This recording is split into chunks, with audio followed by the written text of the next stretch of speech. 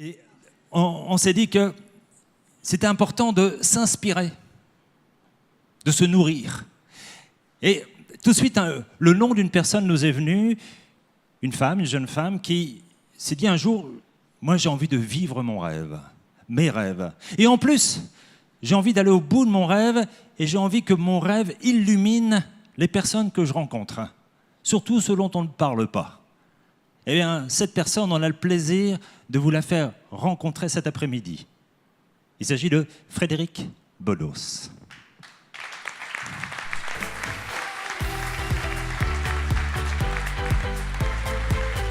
Bonjour Frédéric. Bonjour Frédéric. Et tout de suite, on va m'apporter un micro. Oui, s'il vous plaît. Merci, merci Bruno. Merci Frédéric de nous consacrer du temps cet après-midi. Clairement, nous allons bénéficier, et j'en bénéficie en plus en proximité, de votre rayonnement, de votre lumière. Je vous présente en quelques mots, mais bien sûr, c'est votre propos et vous allez le faire davantage. Si je devais la présenter, Frédéric, que vous connaissez peut-être déjà, voire même sûrement. Jusque dans les années 2010, on a pu vous voir dans les médias, la télévision, vous entendre à la radio, en France, à l'international. Quelque part, vu l'extérieur, vous aviez une carrière toute tracée, peut-être pas simple, mais en tout cas toute tracée. Puis vous êtes dit, vers les années 2010, peut-être un petit peu avant, eh bien, est-ce que c'est vraiment de ça dont j'ai envie? Et je vais faire le grand saut. Le saut de l'aventure, et pas n'importe laquelle, l'aventure philanthropique, l'aventure tournée vers les autres. Et vous avez décidé de créer cette ONG, le projet Imagine, qui a maintenant ses portes d'entrée à l'UNESCO, à l'ONU. Peut-être avez-vous lu le livre La petite fille à la balançoire. Peut-être avez-vous vu le film Des femmes et des hommes. Le propos, je le dis avec mes mots, mais vous allez le dire forcément bien mieux que moi, de mettre en lumière tous les gens dont on ne parle pas, tous ces héros anonymes. Alors, merci de passer ce moment avec nous. Je vous laisse nous raconter votre histoire et surtout ce qui vous passionne. Merci Jacques-Yves. On applaudit Jacques-Yves.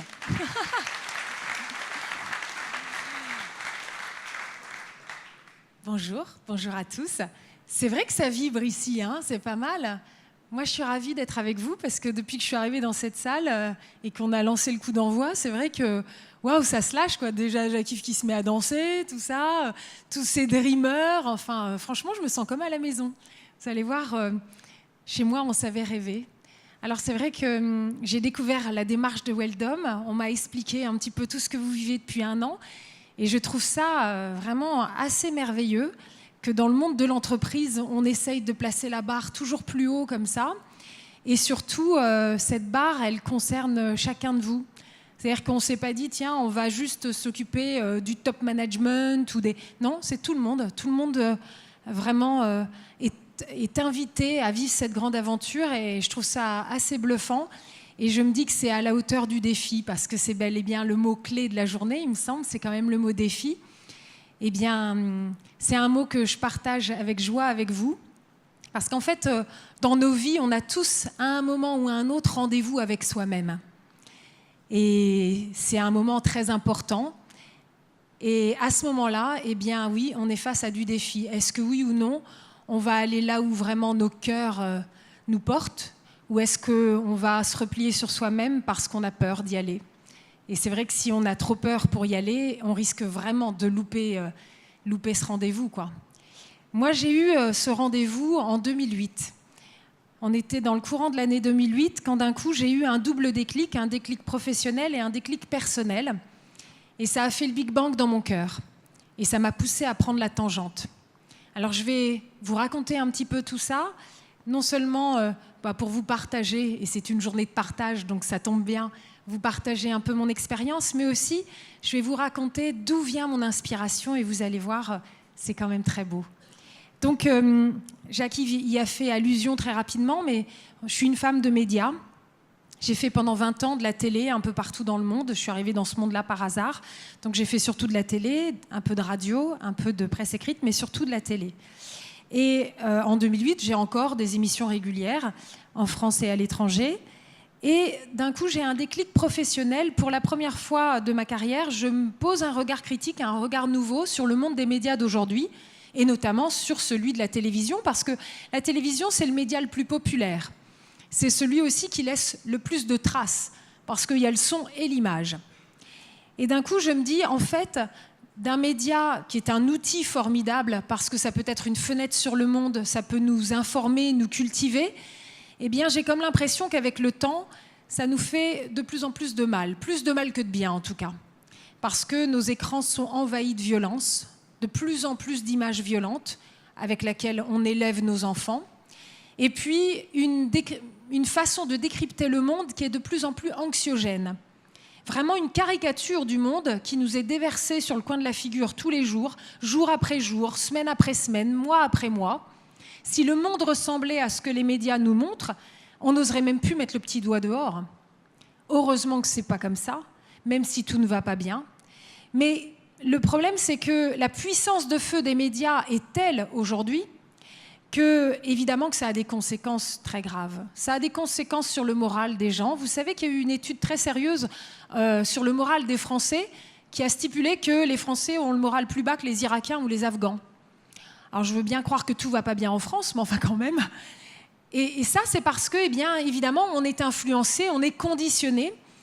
Et si on y regarde bien, au bout d'un moment, eh bien, cette vision anxiogène du monde est en train de distiller la peur dans nos cœurs. Et ça, c'est très grave. C'est très grave parce que, évidemment, la peur paralyse, c'est bien connu, alors que nous sommes à une époque où justement il y a tellement de défis, de challenges qu'il faut relever, tellement de problématiques dont il faut s'emparer, eh bien nous sommes paralysés de peur. Mais pire que ça, si on y réfléchit bien, la peur empêche d'aimer. Est-ce que vous avez déjà réalisé ça? Le véritable ennemi de l'amour, c'est la peur. On pense souvent à la haine, mais la haine, c'est souvent de l'amour blessé. Donc c'est finalement la deuxième facette d'une même médaille. Le véritable ennemi de l'amour, c'est la peur. Comment vous allez partager si vous avez peur de manquer? Comment vous allez vous approcher de votre voisin si vous avez peur qu'il vous attaque? Vraiment, la peur, c'est ce qui nous divise. Or, nous avons aujourd'hui des médias qui utilisent des milliards et des milliards pour distiller à grande échelle la peur dans les cœurs. Et quand on sait à quoi résulte la peur, quelle est la mécanique de la peur, il suffit de relire les philosophes, Hannah Arendt, etc. C'est le repli sur soi, c'est la stigmatisation de l'autre, c'est la recherche du bouc émissaire, et in fine, c'est bâtir des murs qui nous séparent les uns des autres. C'est exactement ce que le monde fait aujourd'hui, à l'international. Or, on est en train de découvrir que le seul moyen de faire diminuer la peur dans nos cœurs, c'est justement d'aller à la rencontre de l'autre. C'est créer le relationnel. C'est prouvé scientifiquement, même de façon biologique. Il y a des études de Boris Cyrulnik, vous savez, le pape de la résilience, qui est en train de prouver ça de façon vraiment scientifique. Véritablement, le moment où on fait baisser la peur et cet émotionnel qui nous paralyse, c'est au moment où on rencontre l'autre. Donc quand on crée un mur qui nous sépare, on est en train en même temps d'annihiler la seule solution qui va nous permettre de nous relever. Donc vous voyez le paradoxe. Alors voilà, on est en 2008 quand je pose ce regard critique sur le monde des médias et où je me dis qu'il y a un vrai sujet dont il faut s'emparer. Au même moment, j'ai toute l'histoire de mon enfance qui remonte à la surface. Une histoire dont j'avais jamais parlé pendant ces 20 années à la télé. Vous savez, le petit monde des médias aime beaucoup parler de lui-même. Donc, quand vous présentez des grosses émissions de télé, bien, on vous demande des interviews, vous faites la couve des magazines. Et donc, on vous pose parfois des questions personnelles. On vous demande de raconter votre enfance, votre vie privée. Et en fait, à chaque fois qu'on me posait des questions sur mon enfance, je racontais un peu des bobards, je dois bien le dire. Non pas par amour du mensonge, mais instinctivement, je n'avais pas envie de jeter en pâture mon histoire. Je ne voyais pas à quoi ça servirait. Et voilà donc qu'elle remonte dans mon cœur et dans ma tête. Et là, vraiment, il se passe quelque chose de très fort. Alors, ce que je vais faire peut-être, c'est que je vais vous partager un petit peu de cette histoire. Et comme ça, après, vous verrez, on refera le puzzle et on retombera sur nos pieds. Ça vous va? Je peux vous raconter ça? Ouais.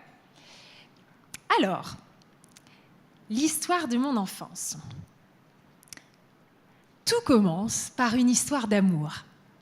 Vous voyez sur cette photo Marie-Thérèse et Michel, qui sont mes parents, en fait, qui deviendront mes parents adoptifs. Ce sont des gens tout simples du nord de la France Ils habitent dans la banlieue lilloise, à Croix et à Roubaix. Mon père était quincaillier, donc un sacré bricolman, et je sais qu'ici ça vous parle. Il tenait une petite quincaillerie de famille à Roubaix, qui était assez réputée d'ailleurs pour son savoir-faire. Il la tenait avec 2 de ses cousins. Ma maman, c'est une femme qui a eu le certificat d'études, qui donc savait parfaitement lire, écrire et compter, ce que peu de bacheliers savent faire aujourd'hui. Et donc des gens tout simples. Bon, je fais un petit peu de provoque, mais quand même. Donc des gens tout simples, pas de fortune personnelle. Là, vous les voyez, donc ils sont tombés amoureux, ils sont jeunes fiancés. Ils ont décidé de se marier. Ils savent qu'ils aiment les enfants, mais ils ne savent pas ce qui va les attendre. Ils vont se marier, ils vont s'installer dans une petite maison à Croix. Et puis, quelques années après leur mariage, ils font une rencontre magique, déterminante, qui va totalement changer le cours de leur vie. Ils font la rencontre d'un homme incroyable qui s'appelle Edmond Kayser. Edmond Kayser, c'était le fondateur d'une ONG en Suisse qui s'appelle Terre des Hommes. À l'époque, son ONG donc, était assez récente, et cette ONG avait pour mission de prendre soin de l'enfance défavorisée du monde entier. Et cet homme, vraiment, si un jour vous avez envie de googliser sur Edmond Kayser, vous ne perdrez pas votre temps, parce que c'était vraiment un homme incroyable, épris de justice, qui était capable de remonter les bretelles des grands dictateurs du monde. Vraiment un homme incroyable. Et donc mes parents ont un coup de cœur pour cet homme, et ils comprennent qu'il a décidé de créer une antenne française de cette ONG, et du coup ils décident de s'engager à ses côtés de façon bénévole, et donc de l'aider à créer cette antenne française. In fine, mon père deviendra le président de Terre des Hommes France.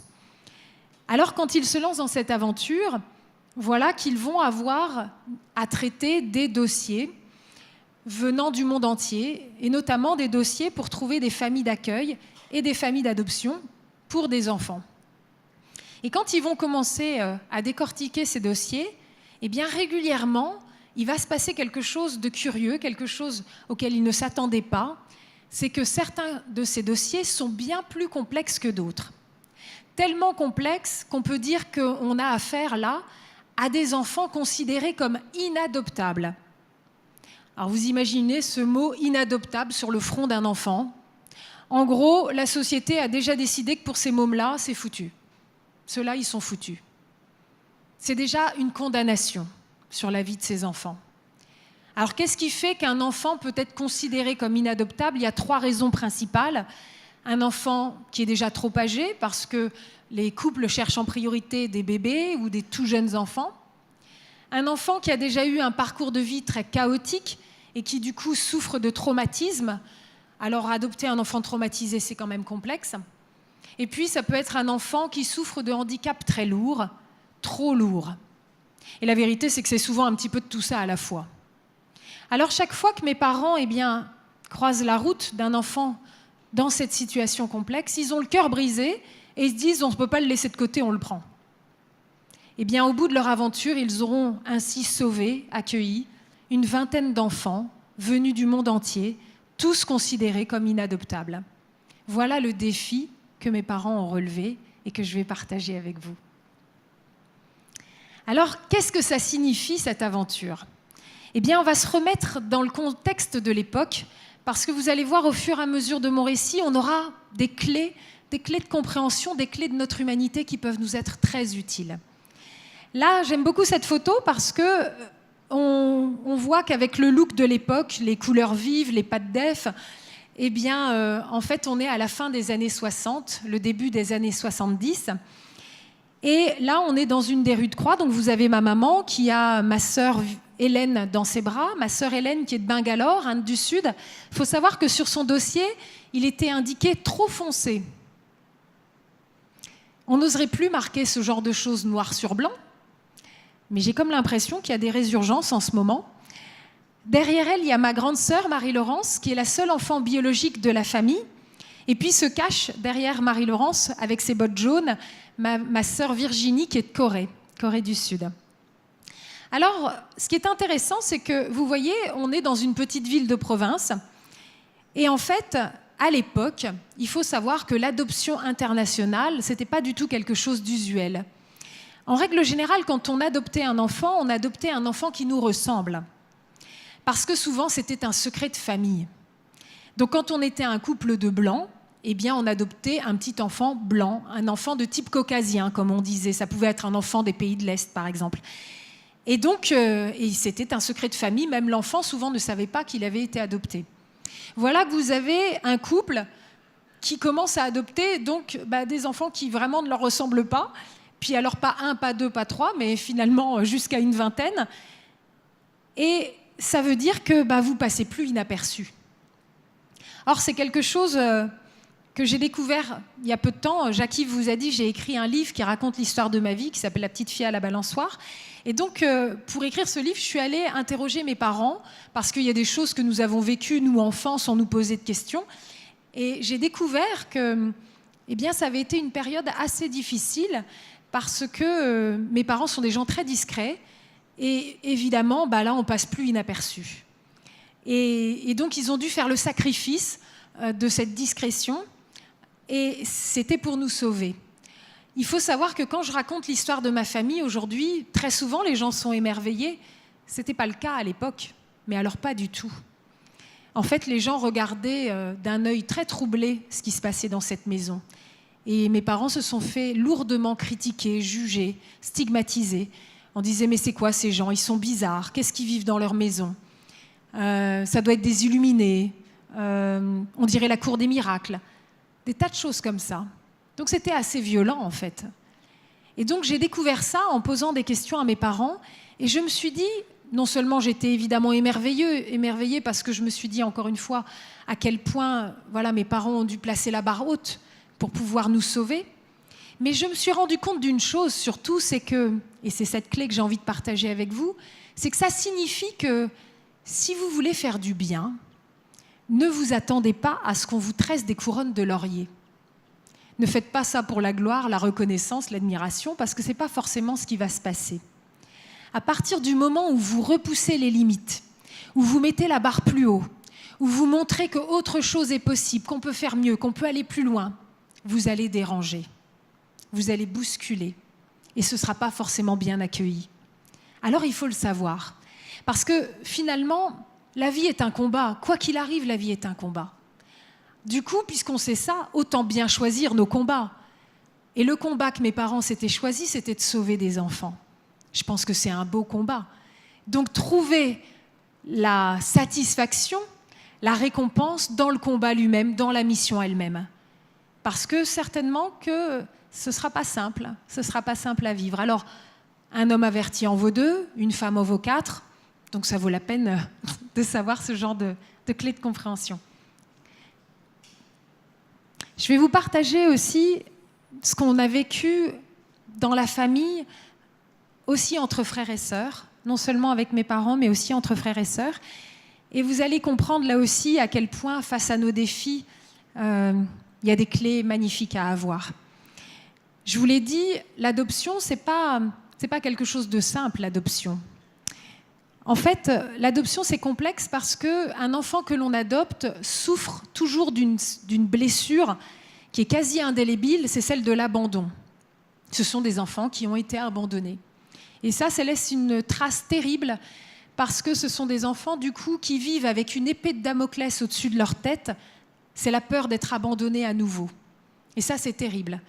Et du coup, ça demande de la part des parents qui adoptent des trésors de tendresse, de patience et d'amour pour que peu à peu cette peur d'être abandonné à nouveau puisse s'estomper, que la confiance puisse vraiment naître. Et mes parents avaient coutume de dire le tout, c'est pas d'adopter des enfants, c'est vraiment que les enfants nous adoptent. Et c'est un long travail. Mais l'enfant souffre donc de cette blessure d'abandon qui en fait crée aussi de la culpabilité parce que l'enfant ne sait pas pourquoi il a été abandonné. Et du coup, de façon souvent inconsciente, il pense que peut-être qu'il a fait quelque chose de mal et que c'est pour ça qu'il a été abandonné. Toutes ces raisons font que c'est compliqué d'adopter parce que l'enfant, il est rempli de culpabilité, rempli de peur. Et donc, vous avez affaire à des enfants qui peuvent être souvent en colère, qui peuvent revendiquer beaucoup d'attention, etc. Donc, c'est pas simple. Or là, l'histoire que je suis en train de vous raconter suppose que mes parents ont juxtaposé les uns à côté des autres des enfants qui non seulement souffrent de cette blessure de l'abandon, mais qui souffrent d'autres types de blessures. Donc, a priori, ça veut dire qu'ils ont juxtaposé des cas insolubles, les uns à côté des autres. Donc, ça doit donner la cata, on est bien d'accord. Et pourtant, ça a fonctionné. Et pourtant, il y a eu du miracle. Alors, il y a deux choses là-dedans. Ça veut dire que mes parents ont été fous, qu'ils ont été au-delà du raisonnable. Et je crois que c'est aussi une clé intéressante, parce que nous vivons dans un monde blessé, les amis. Nous vivons dans un monde blessé. Et il va falloir qu'on apprenne à aller au-delà du rationnel, au-delà de la raison, être assez fou pour réussir des choses impossibles. Et c'est ce que mes parents ont fait. À chaque fois, il y avait un enfant à sauver. S'ils se posaient des questions, attends, est-ce qu'on a assez de fric? Est-ce que ça ne va pas être trop compliqué? Est-ce que ceci, est-ce que cela? C'est sûr qu'il valait mieux pas le faire. Non, à chaque fois, ils se sont dit, il y a un enfant à sauver, c'est une urgence, on le prend, on verra après. On fait confiance. Et c'est donc ce caractère un peu fou, déraisonnable, qui a permis que l'aventure se fasse. Pour autant, il fallait, au-delà de l'amour de mes parents, il fallait aussi l'amour des frères envers des frères et des sœurs envers eux-mêmes. Alors pour pouvoir mieux comprendre de quoi je vous parle, je vais vous donner quelques anecdotes. Vous avez sur cette photo une jolie petite blonde. C'est ma petite sœur Cathy. Cathy, elle est arrivée à la maison, elle avait 4 ans et demi, 5 ans. Et Cathy, elle était toute violence. Quand vous vous approchiez de Cathy, elle vous tirait les cheveux, elle vous mordait, elle vous frappait, quoi. Donc elle était toute violence. Il faut savoir que jusqu'à ses 4 ans et demi, 5 ans, elle avait été élevée dans sa famille biologique. Et ses parents, en fait, pendant toute sa petite enfance, l'ont martyrisée, l'ont vraiment très violemment martyrisée, frappée. Et donc, le seul langage qu'elle connaissait, Cathy, c'était celui de la violence. Et quand les services sociaux se sont aperçus de la situation, ils ont posé la question aux parents en disant « Mais pourquoi est-ce que vous avez frappé si violemment cet enfant toute son enfance ?» Et les parents ont répondu à un truc du genre « Bah oui, mais elle est pénible, quand on l'appelle, elle ne répond pas, c'est infernal. » Pas étonnant puisque Cathy est née sourde profonde. Donc Cathy, elle souffrait de cette isolation, de la surdité, et en plus, tout ce qu'elle recevait, c'était des coups. Donc quand elle est arrivée à la maison, eh bien voilà, elle était violence. Or, quelques mois après l'arrivée de Cathy, est arrivé mon petit frère Gaston. Gaston, il arrivait tout droit du Cameroun, et au Cameroun, il était tombé dans un feu, ce qui fait qu'il avait totalement perdu son visage. Et sur la photo, en fait, on est quelques années après, donc il a déjà eu plusieurs opérations sur son visage, mais quand il est arrivé, son visage était vraiment à vif, c'était un peu comme du steak haché, donc c'était très effrayant. Et donc dans la rue, les gens hurlaient, changeaient de trottoir, disaient il faut qu'il enlève son masque, des choses comme ça. Ça restait un petit garçon très courageux qui faisait face au monde et qui savait même faire preuve d'humour face à tout ça. Et donc quand il est arrivé à la maison, Cathy l'a vu de loin et elle a tout de suite montré avec des gestes qu'elle ne voulait pas s'approcher de lui, qu'elle le trouvait effrayant. Bien sûr, personne ne l'a forcé. Et puis, pendant plusieurs jours d'affilée, à la dérobée, Cathy a observé. Elle a observé Gaston. Et peu à peu, elle a compris que Gaston était quasiment aveugle. Parce que dans le feu, il avait perdu un œil et l'autre ne voyait plus que quelques dixièmes. Alors, elle qui est sourde, elle a pris son courage à 2 mains. Elle a dépassé sa peur. Elle a dépassé l'apparence effrayante. Et elle s'est approchée de Gaston. Elle s'est approchée pas à pas, puis elle lui a pris la main et elle lui a fait visiter toute la maison. Et un amour immense de frères et sœurs a commencé à naître entre Cathy et Gaston. Et j'aime énormément cette photo parce qu'on voit avec quel regard de tendresse elle couvre son frère Gaston.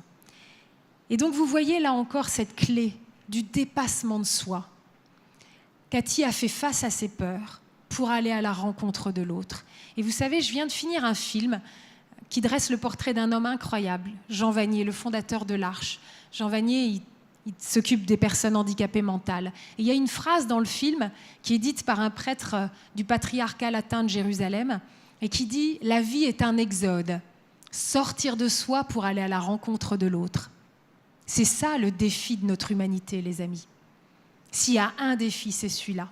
Il va falloir qu'on apprenne à aller les uns vers les autres malgré nos peurs. Il va falloir qu'on fasse tomber les murs pour véritablement faire grandir le monde, élever le monde.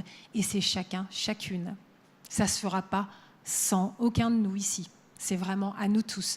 Et c'est véritablement le rendez-vous qu'on a avec nous-mêmes. Et donc nous avions là 2 histoires très blessées, bourrées de peur, et qui ont pu se rencontrer et du coup se relever. Vous savez, dans le feu, Gaston, il avait perdu une partie de ses cheveux et du coup, derrière, ça faisait une tonsure, un peu comme les moines. C'était devenu l'endroit préféré pour Cathy, pour l'embrasser.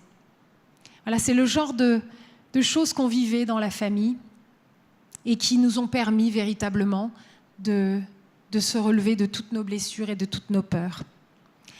Je ne peux pas ne pas vous évoquer l'arrivée de l'ange de la famille. L'ange de la famille, c'est mon petit frère Pierre-Vincent. Il se trouve qu'un jour, on est toujours dans cette petite maison de Croix et on est une 12aine d'enfants en bas âge à l'époque quand mes parents entendent parler d'un cas quasi désespéré, un cas sur lequel il y a une urgence absolue. C'est mon petit frère Pierre-Vincent. Il s'agit d'un petit garçon qui a 2 ans et demi à l'époque et qui est dans une pouponnière à Tours. Or, les pouponnières, c'est pour les tout jeunes bébés et les tout jeunes enfants. Donc ça fait belle lurette qu'il a dépassé l'âge limite pour être dans une pouponnière. Or, les services sociaux ne savent pas quoi faire de ce petit garçon. Et donc, quand mes parents entendent parler de lui, c'est parce qu'ils viennent d'apprendre que les services sociaux ont pris comme décision de transférer cet enfant dans une institution psychiatrique alors que cet enfant est totalement sain d'esprit. Qu'est-ce qui fait que les services sociaux ne savent pas quoi faire de ce petit garçon ? Il a été abandonné à la naissance alors qu'il est né sans bras et sans jambes. Alors évidemment, ça complique vraiment, vraiment la situation. Alors mes parents sont bouleversés en comprenant cette urgence et ils décident d'aller rendre visite à cet enfant et de juger de la situation. Ils prennent leur voiture, ils partent à Tours. Et puis, pour vous donner une idée de l'état d'isolement de cet enfant, ils sont obligés d'enfiler une blouse blanche pour ne pas effrayer l'enfant parce qu'il n'a jamais vu que des personnes en blouse blanche. Ça vous donne une idée de l'état d'isolement de cet enfant. Alors ils le rencontrent et ils tombent littéralement amoureux. Ils sortent de cette visite bouleversés en ayant bien conscience que là, la barre, elle est encore plus haute. Alors pour la seule et unique fois de l'histoire de notre famille, ils vont nous réunir, tous les enfants, dans la petite maison de l'époque. Ils nous réunissent pour nous parler de Pierre-Vincent et pour nous demander la permission. Ça ne s'était jamais fait. C'est la seule et unique fois de l'histoire de notre famille. Ils nous parlent de Pierre-Vincent et ils nous disent, voilà, il n'a ni bras ni jambes. Alors si on décide de l'accueillir, ça veut dire qu'il faudra être attentif à ses moindres besoins et donc on aura besoin de vous. Donc on vous laisse la journée pour réfléchir et puis ce soir on se retrouve et puis vous nous direz quelle est votre décision. Et c'est là où je trouve ça formidable parce que les enfants, c'est très concret. Avec ma sœur Hélène et ma sœur Virginie, on est montés dans notre chambre, on a pris une de nos poupées préférées, on lui a enlevé les bras et les jambes pour regarder à quoi ça ressemble. Alors, de quoi on parle ? C'est quoi la situation ? Et en regardant cette poupée démembrée, ça nous a sauté aux yeux que ça restait un petit garçon, et donc on ne voyait pas où était le problème. Et même, on était déjà impatients de le rencontrer, ce petit bonhomme. Et donc ce soir-là, quand on s'est retrouvés dans le petit salon, ça a été un grand oui à l'unanimité. On avait tous envie de rencontrer et d'accueillir Pierre-Vincent. Et là, on a senti qu'il se passait quelque chose de spécial parce que mes parents se sont mis à pleurer. Et ce n'est pas tous les jours qu'on voyait mes parents pleurer. Donc on a compris qu'il y allait vraiment quelque chose de spécial allait arriver. Et il a fallu attendre quelques mois pour que les dossiers d'adoption soient prêts. Ça, c'est juste une image pour vous montrer qu'il y a beaucoup de joie dans cette histoire et que la joie, c'est aussi une grande clé. Et donc, ils sont allés chercher Pierre-Vincent au bout de quelques mois pour l'administration. Et puis, ils sont arrivés. Et là, vous voyez Pierre-Vincent dans les bras de ma maman. Et franchement, quand vous voyez sa bouille, comment ne pas craquer, quoi. Et donc, on a tous littéralement fondu. Et là, c'est extraordinaire parce que, puisque nous parlons de défis, je peux vous dire que Pierre-Vincent, vivre avec lui, quel privilège, quel honneur. Parce qu'on vivait déjà des choses très belles dans notre maison.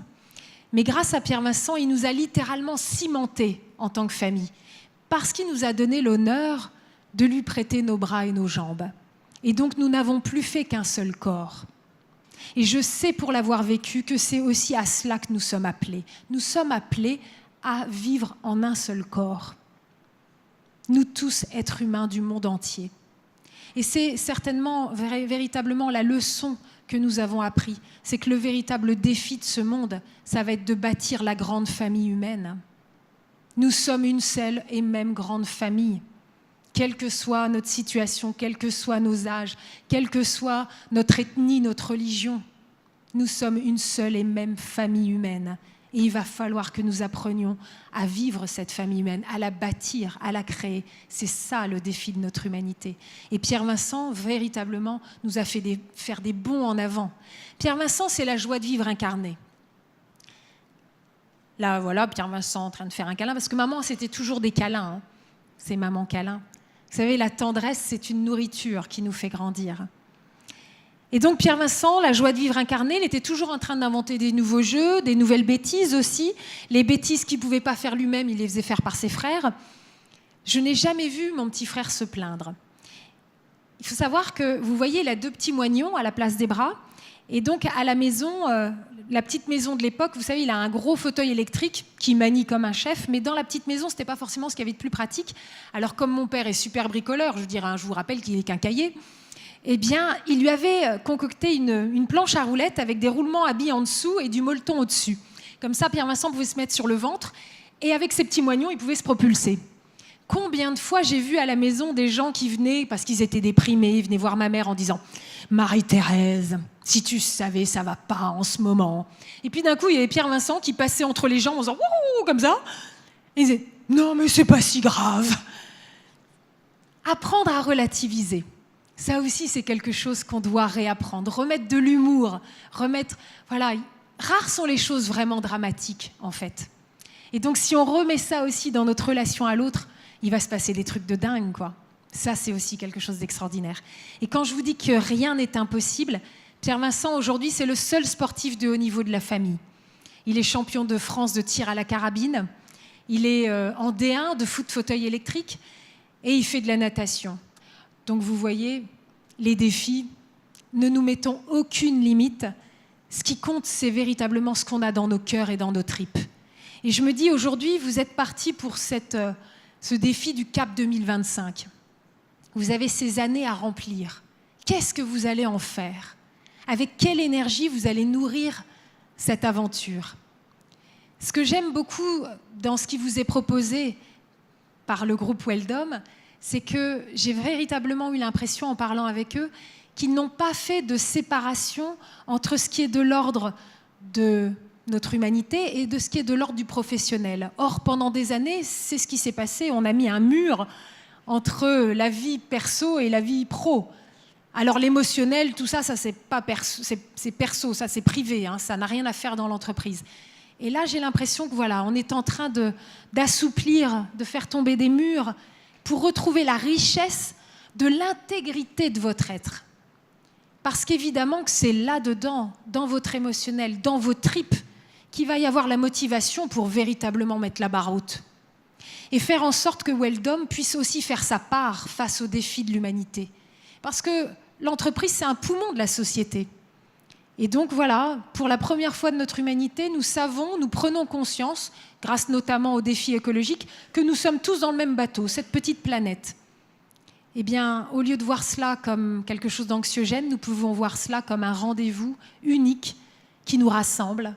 Nous avons un destin commun et c'est merveilleux.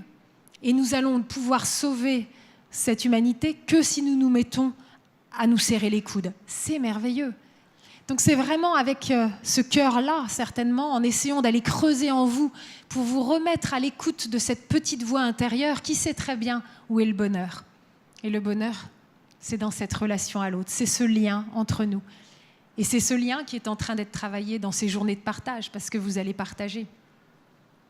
Alors voilà, on est en 2008, quand j'ai tout ça qui remonte à la surface dans ma tête et dans mon cœur, et ça fait le Big Bang, parce que d'un coup, je me dis, mais en fait, mes parents, ce sont des héros.